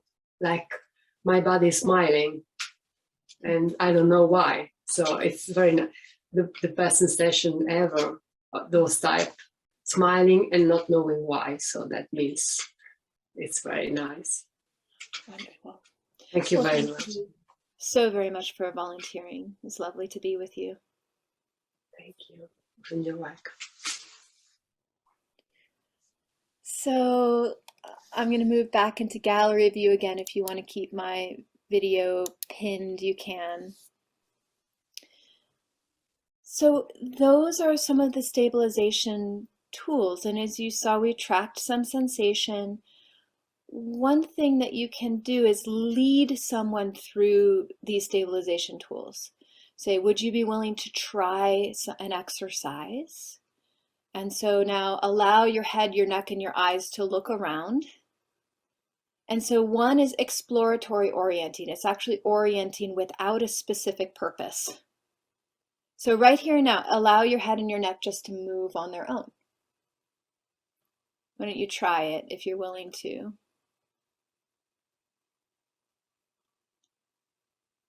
That can sometimes be a very good reorganization for the lower brain, especially if the amygdala is still feeling like a dangerous encounter is still happening. Because we bring in through our sensory cortex some new information. The trauma is not happening now, right? Or the acute trauma is not happening now, because as we know, for people who are fleeing the war, is that they've escaped some of the acute trauma, but then they're also in new situations, they're resettling. They still are in the process of a lot of the stress unfolding, right? But it can be what we call a relative pocket of safety. A relative pocket of safety. There's ongoing stressors. The trauma is not over, but in comparison, in a way, to the acute danger that you were in.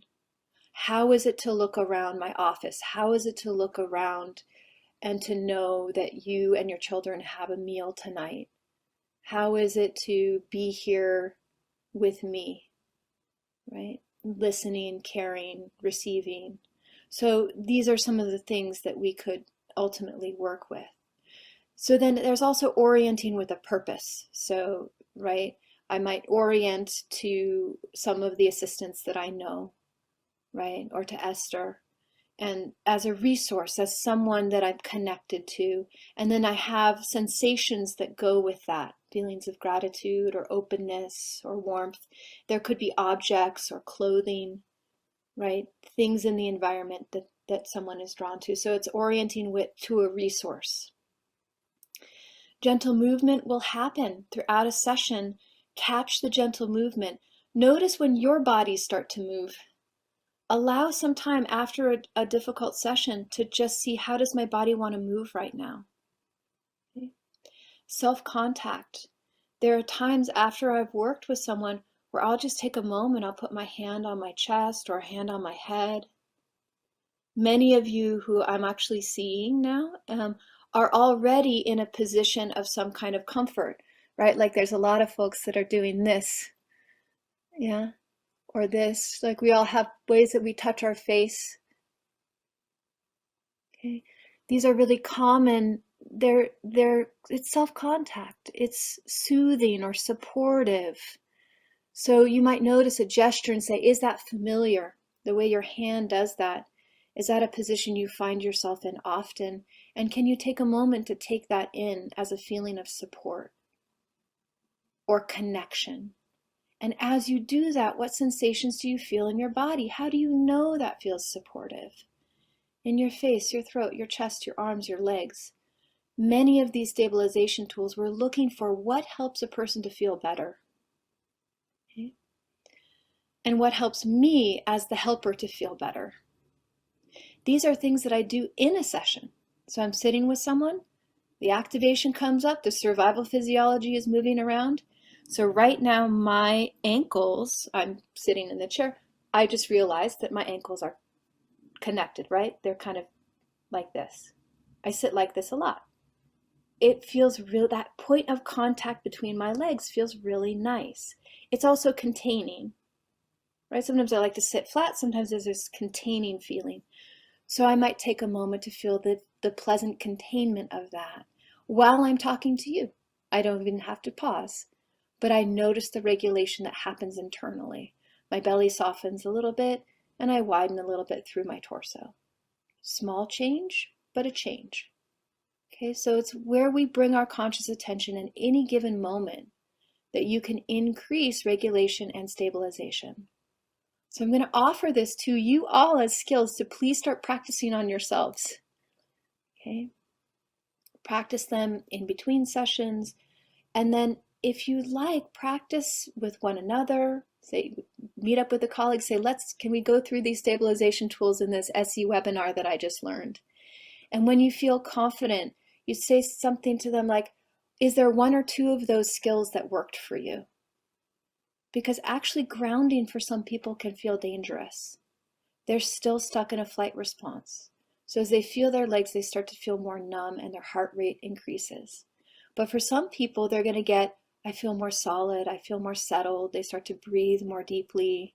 They start to soften, or they start to shake. They shake for a little while. Remember, we're going to pay attention to that. And then their breath changes. There's a tingling, and then they feel more centered and calm than they have in weeks. Okay. Or maybe it's the orienting. Internal world is too much, but orienting, you observe that they settle in their nervous system as they orient, whether or not they notice it from the inside. So you can start to add these stabilization tools in the debriefing of yourself after the day, or in debriefing when you're working with others. So I want to move kind of towards that skill with the time that we have left. Okay.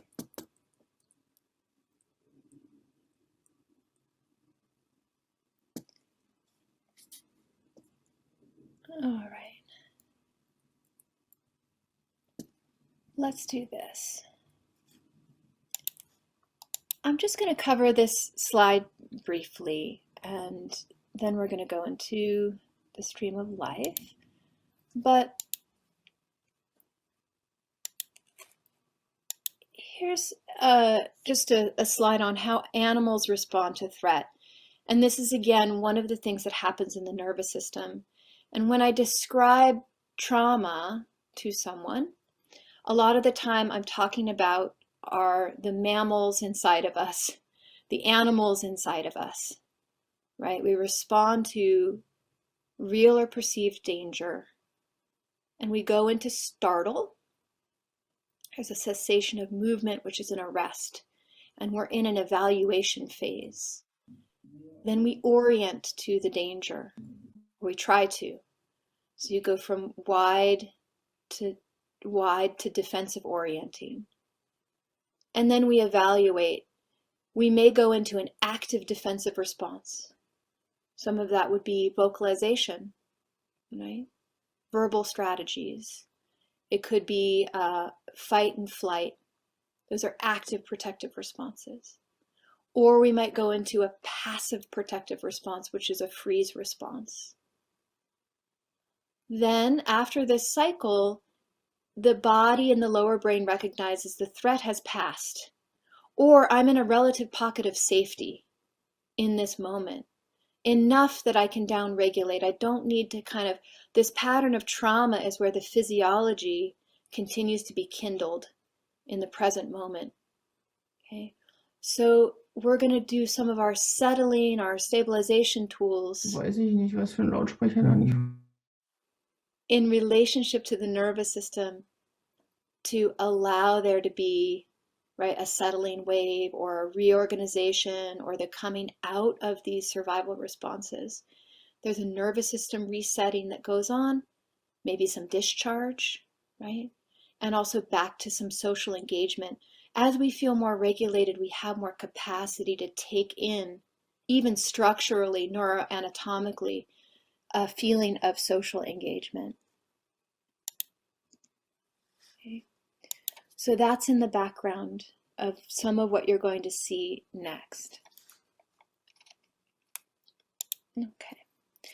So I'm going to show you a picture here. This is another model from our SE training. And we're going to do another demonstration soon. And this is called the stream of life model. So I've done my best to draw you this little picture here. Maybe we could make me big on the screen. Maybe you could pin my video for this. Yeah, great. Okay, so there is the river of life and a person in a boat floating down the river of life. And there are rocks in the river of life, and those are little developmental challenges. They're difficult times that we bump up against. But when the boat comes up to one of those rocks, the river of life carries it around the river, and we continue to move forward. Or maybe we get stuck for a while on the rock, but we push ourselves off, and then that stream of life carries us forward in time. Now here's that lightning bolt. Freud talks about trauma as being a breach in the protective barrier of the self. A breach in the protective barrier of the self. And so what happens when there's a breach in the bank of a river is that the water flow changes.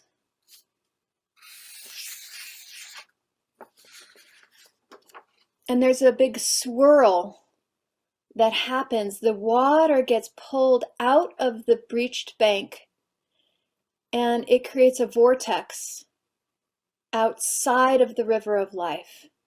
We call this the trauma vortex. I'm just going to write TV for now, okay?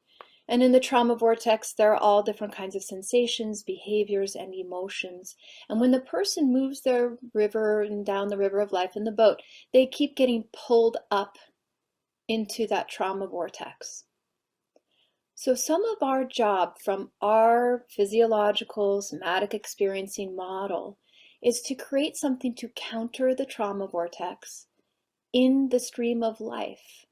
And we call this the counter vortex.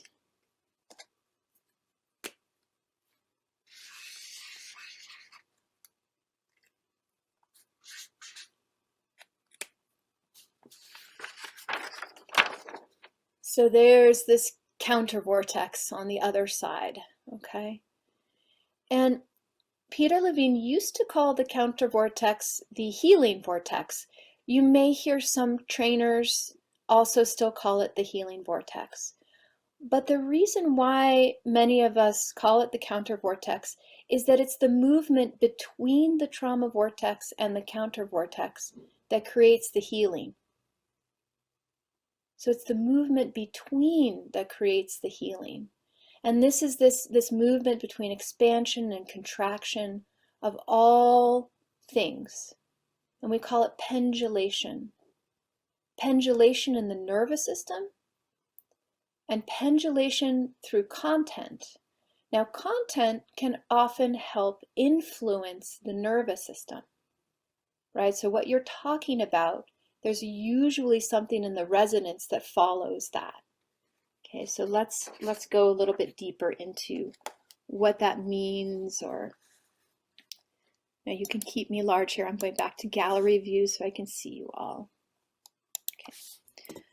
So a few things that we might begin to build to create that feeling of that counter vortex. Okay, one are the stabilization tools. Catch them as they're happening. Teach people to do them. What helps me to regulate? And then how do I know I feel better? What are the sensations that tell me I'm regulating better? It might only be a 10% change, but at least they're learning to not have that negative bias of tracking what's wrong, what's wrong, what's wrong, what's wrong. We're actually quite good at that. But what's different? What's better? What's more okay? Okay, so we've got the physiological shift. You also might begin to ask people, what is it that they do that helps them? So, right, we saw that earlier when we were talking about the window of tolerance. So what do you do that helps to bring you in the window of tolerance? And for many people, they'll talk about what we're going to call resources. There's two different kinds of resources. Some are internal and some are external. An internal resource is a place usually in your body that you can go that helps you to feel better. So for me, when I ground through my legs, as I feel my legs, it usually helps me to downregulate. That's a very good kind of consistent place that I can notice the feeling of support of gravity, and it helps me to be more internal and more parasympathetic. It could be an area that's less tense, right? That's more relaxed. It could be a sense of aliveness, right? That came up as we tracked a couple of different times. It could be a feeling of movement, right?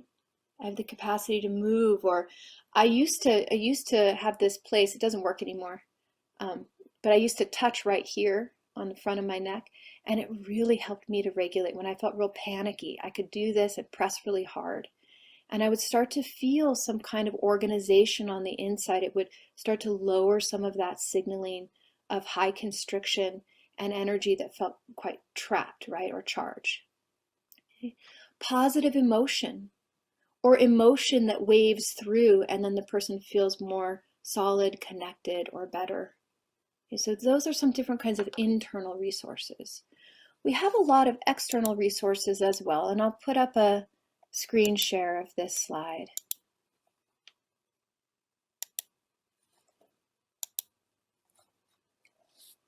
This list could just go on and on and on and on. So these are a few small examples, things in the environment that you're drawn to, that regulate you, that help you, that are meaningful for you. I have my grandmother's lamp over here, and I orient to it a lot. Okay. Moments of kindness, a person who gave you food, water, a blanket, a smile, right? A connection to community and social networks. I feel that as I'm sitting here with all of you, right? Positive elements in the environment, anything. I mean, even this, I like the squishiness of my office chair. There's the foam, I like the foam in it. So that's tactile, but I can just in this moment appreciate one thing or take in one thing. Yeah. Objects, food, daily necessities. And that's also really important with refugees, right? Do they have their basic needs taken care of, and can you help connect them to the basic needs? But as they receive them, how does that feel? You know, is there something that feels supportive about that? Safe touch, family, friends, children, partners, pets, taking that in when that's occurring. A lot of the time we're just going on autopilot, right?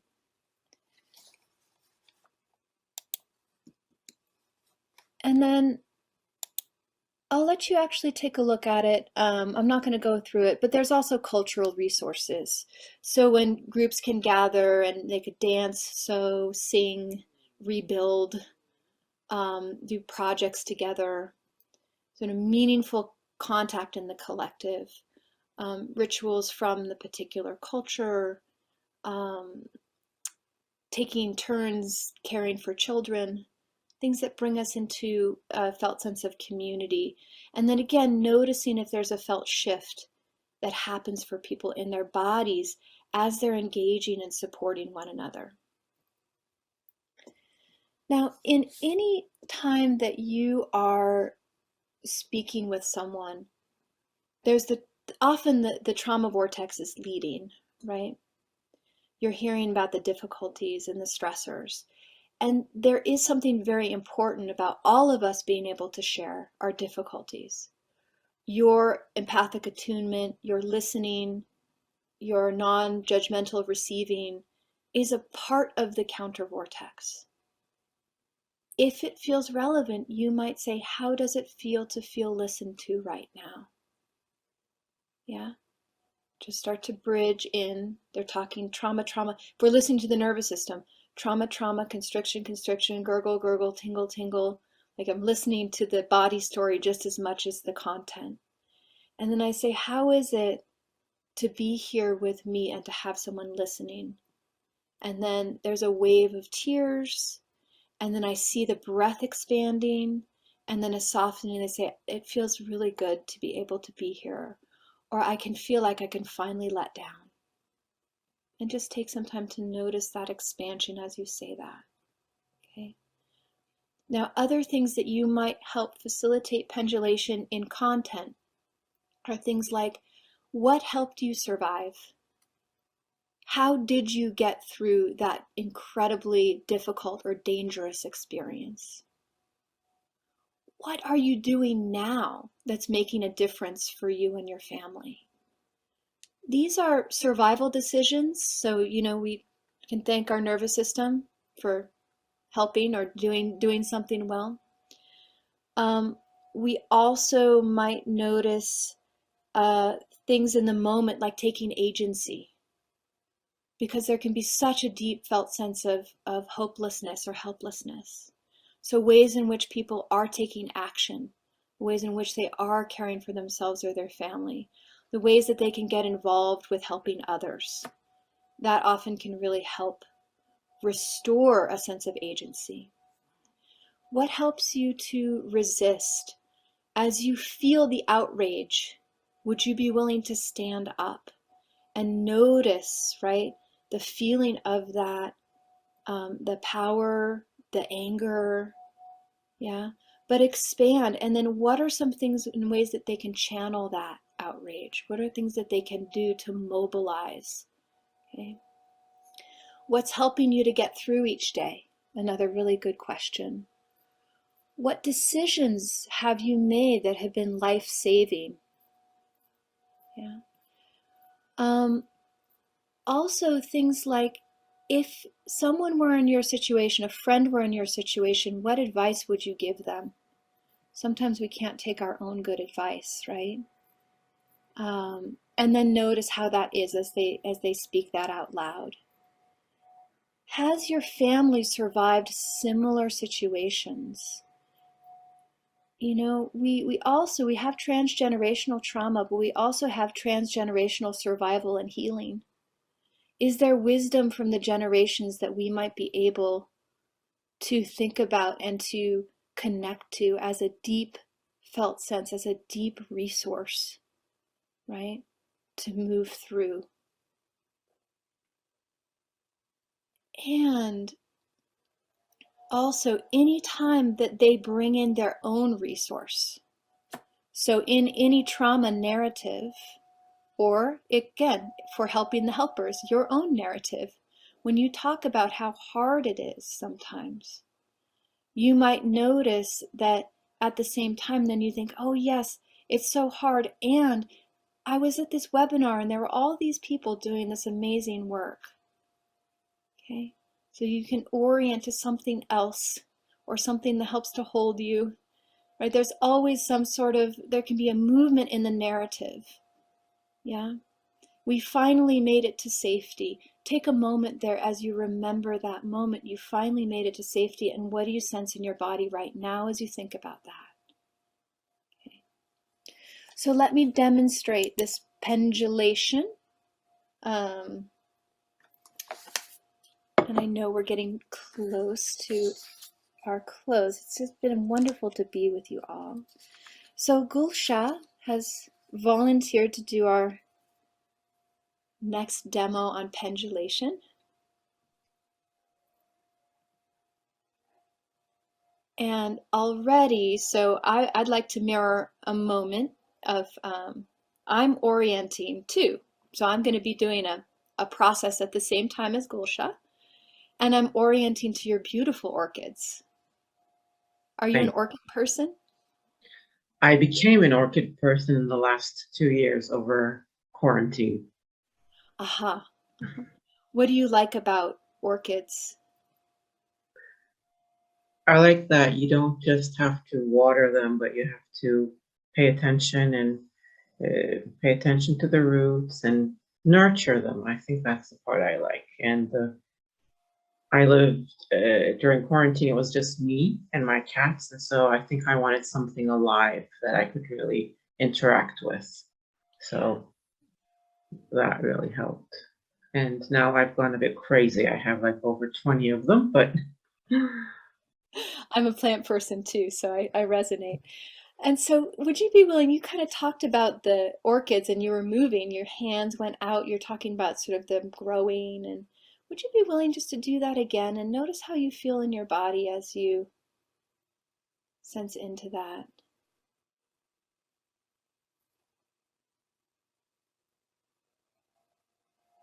feel the breath coming in like towards, in this direction, towards my shoulders a bit. Yeah. Does that feel pleasant, unpleasant, neutral? It feels pleasant. Yeah.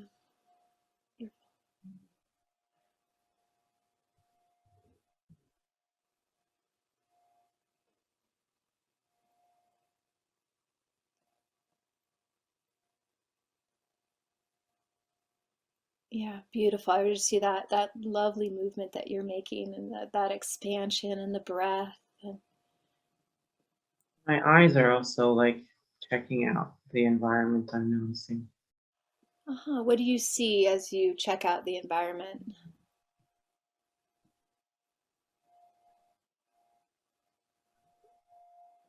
Really, I wasn't really looking at something, but like kind of scanning, like, is everything? Because I'm also hearing sounds in the background, and Is my that in cats, my environment or your environment? in my cats are doing something, and so I guess I'm feeling the need to like, what are they doing? Kind of like I'm getting that in the background.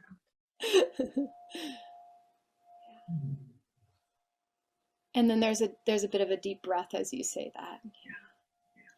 So right now we're exploring an external resource, which is the orchids. And then, as Gulsha is feeling into that, there was a movement, an exploratory movement as a resource. There's some orienting in the present moment that's happening, right? And so I'm wondering if we can move into some content just to demonstrate some more skills. And we had talked earlier about the potential of you sharing some more about your professional experience. And so I'm wondering, in what ways are you working right now?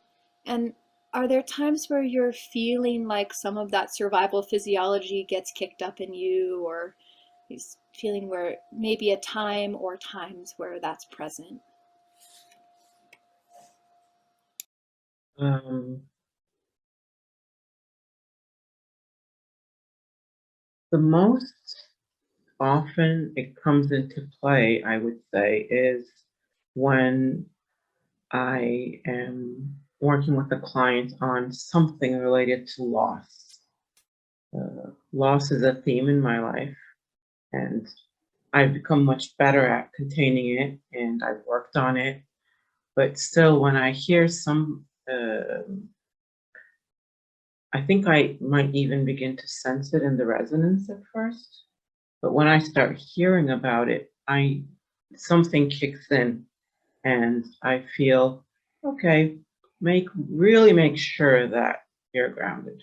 Really make sure that you can feel that you're in your chair. So Yeah. As you're talking about it now, even, yeah, do you notice the chair underneath you? I do.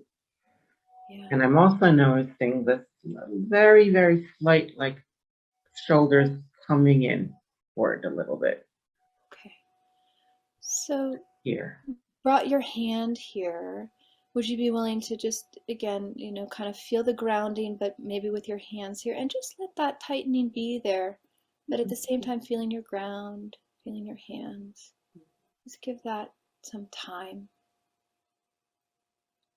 My breath has become a bit more shallow. I am also noticing that now. So. There, so as you stay with it, then there was just a, much kind of bigger breath. That's it. There's this backward movement, like really sensing the back of the chair coming in. Yeah, and I can see as your breath, your back actually almost like widens a little bit. Now my elbows are doing this on their own. Mhm. Wonderful. So involuntary movement, let's explore that. Mm.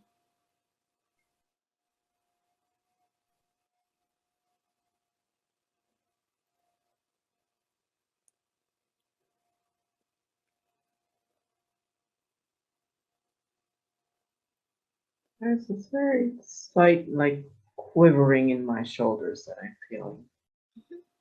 Can you let that quivering just be there? Just whether it bounces around a bit or it's more internal.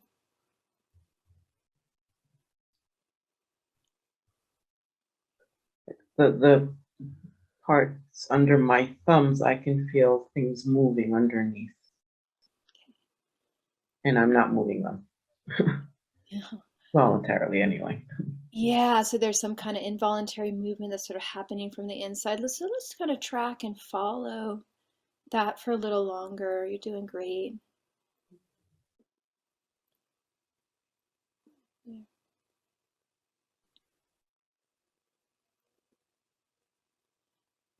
Yeah.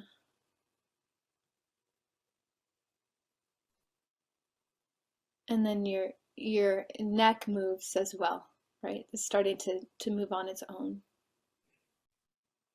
I'm wondering something as you look more expanded in your chest, right? And almost more open through the shoulders. Is that accurate?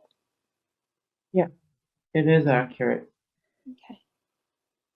So I'm wondering, just for a matter of time here, and we could follow this implicit process for quite a while, but as you feel this more expanded state, and maybe just bring your attention back to when you sit with one of your clients who's experiencing grief, right? Or you hear the grief and it touches you. and the resonance, and just notice what it feels like now as you feel some more of that expansion, how that touches you.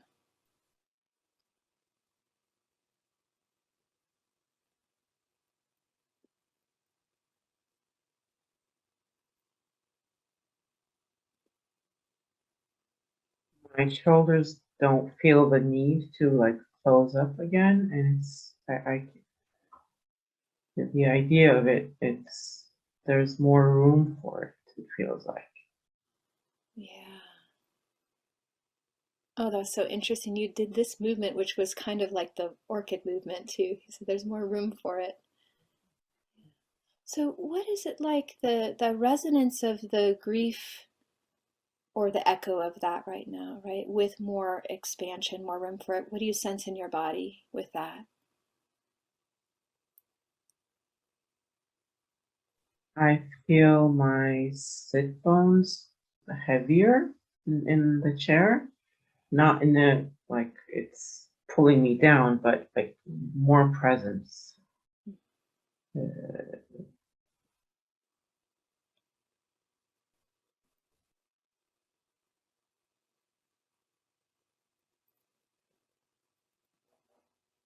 and my lower back also feels more present here as well. It feels like there is this bubble in front of me now, and I can both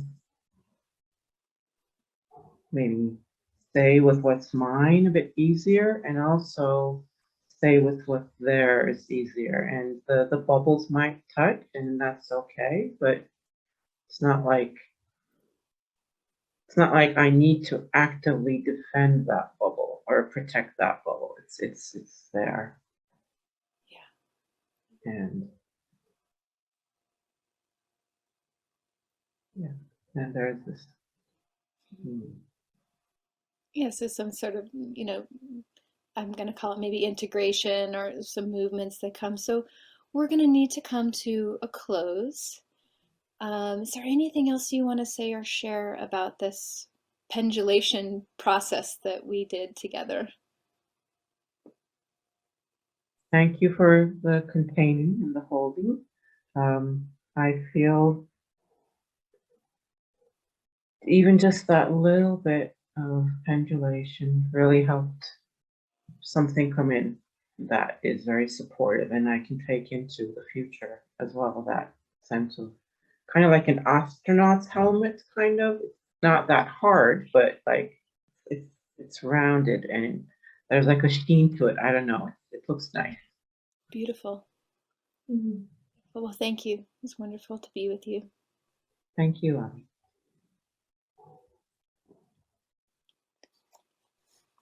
So we could have pendulated a bit more through content, examples, if we had more time.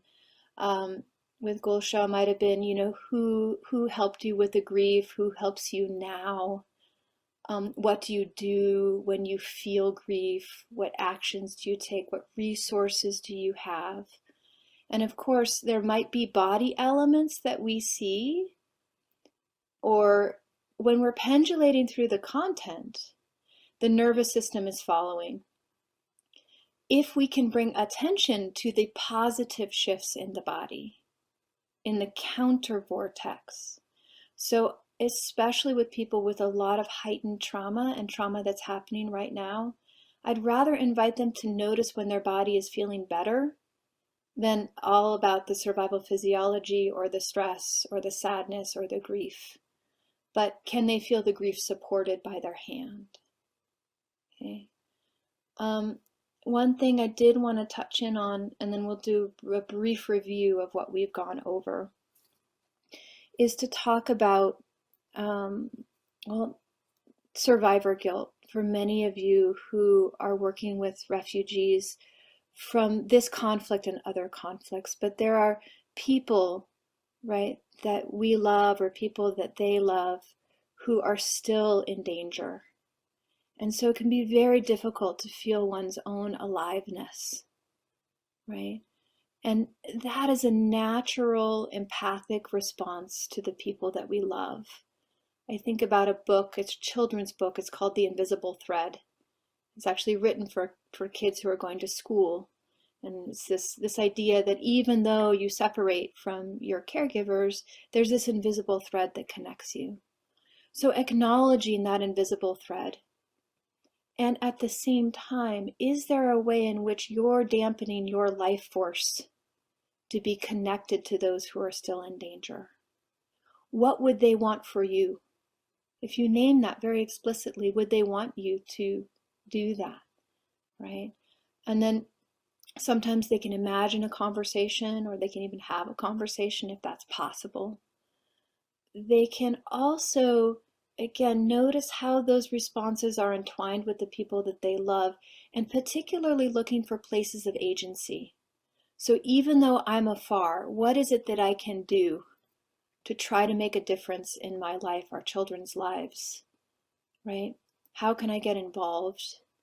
Those kinds of shifts can often help people to feel less stuck, right? Can they make calls? Can they do different kinds of things that help politically? And that, I think, just that deep acknowledgement, right? And the love that we feel, to feel the love and to feel the support from afar. And then also know that our bodies, no matter what, our bodies, our animal bodies, are grateful that we survived. And this is a relative pocket of safety. Can they, from their lower brain, begin to access that? Knowing that their loved ones are still in danger, but can they notice a relative pocket of safety and stay connected but not merged? Okay. So I just wanted to name that because I know so many of you are working with refugees, and that's one complication that might come up as people start to feel the counter vortex. They'll feel guilty about feeling the counter vortex, right? But as they expand and contract, they'll have more capacity to help their loved ones and their communities and to move forward. So here's our review slide as we're beginning to come to a close here.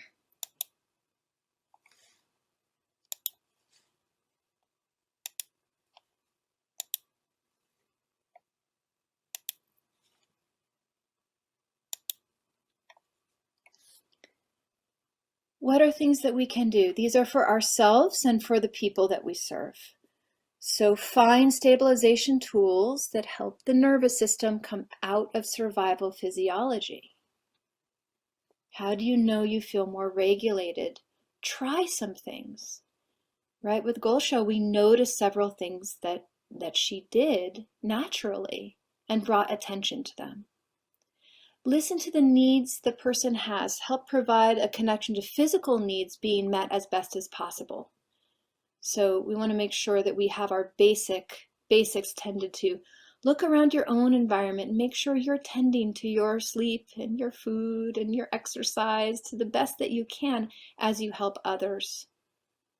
Listen for the emotional hardships or the symptoms of trauma, right? You could have them draw the autonomic nervous system chart. Are they stuck on high? Are they stuck on low? When are they stuck on high? When are they stuck on low? And what things might they do or learn that helps them to come out of that? Even just thinking behaviorally, identify it, and I have some strategies. And then you might be able to help them notice, how do they feel slightly better or less stuck? Ask them, what helps you to regulate?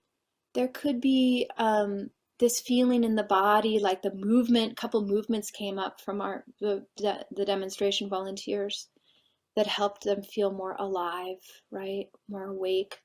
Or it could be a grounded feeling or an external resource, a lot of external resources. What you see, what you hear, what you feel. You can orient through all the 5 senses. And then also, as they talk about, or as you think about traumatic moments at the end of your day, interrupt, shift, move to the counter vortex, notice what's around you, listen to the sound, take in the grounding, put your hand over your heart when you feel impacted by something someone says, and feel the containment and the support from your own body to yourself, to your physiology, and let that reorganize you from the inside out. Just these moments of movement that happen.